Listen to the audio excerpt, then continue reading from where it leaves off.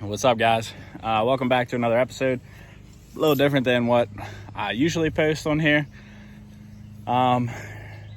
Today we're actually gonna be rescuing a 80 something, I don't even remember, Trans Am. It's been sitting in a field for quite some time. It's an 82. I'll be surprised if we actually get this out as easy as we do. We got my brother's truck here.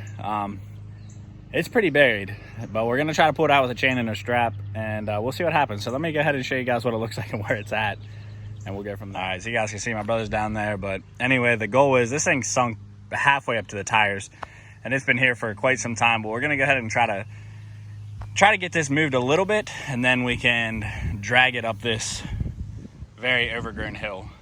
That's kind of our goal. So don't know anything about the car.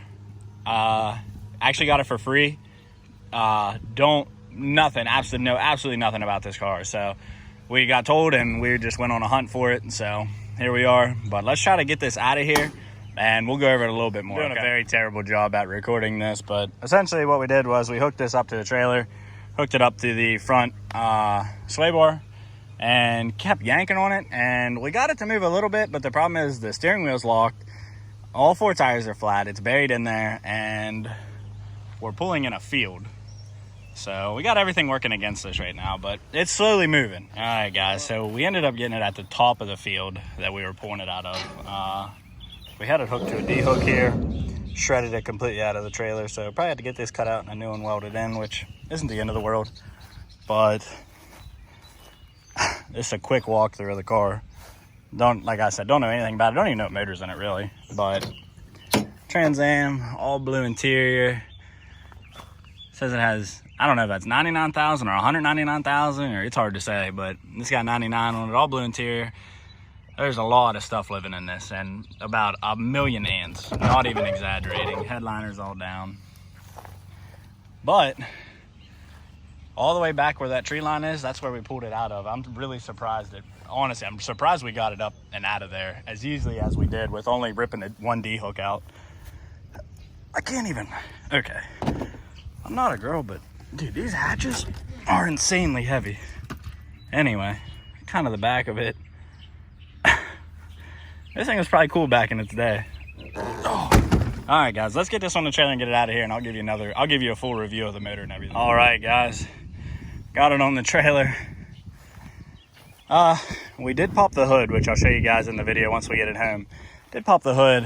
The carburetor's free, it's not locked up. You can tell there's rust, but I don't know if that's just from sitting or whatever the case might be, but I don't know what we're gonna do. I don't know yet. Might try to throw some gas in it, see if it'll run, or see if somebody needs some parts out of it or something, but I'm not walking back down there. But that hill don't look that steep. But man, I promise it is. I promise it is. Pretty surprised. The old Chevy Trail Boss pulled it out. All right, guys, so we're in the truck, heading up to my brother's house. Long story short, we were kind of in a hurry, and I wasn't really expecting to do any type of video on this, but long story short, a family friend pretty much gave us the car for free. They said it's been sitting for a couple years, didn't have a title, didn't have a key to it.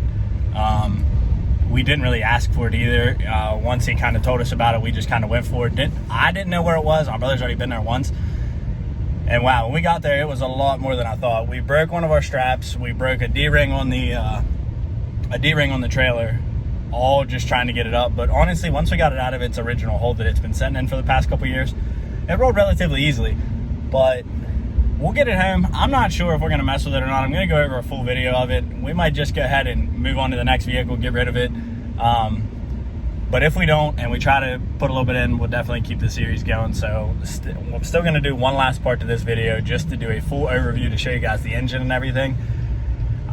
Really, we're in the business for the catalytic converters, and they weren't on there. So no surprise there. It had headers and stuff on it, so we're assuming it's a 350, but we'll still see what we can do to make a little bit of money.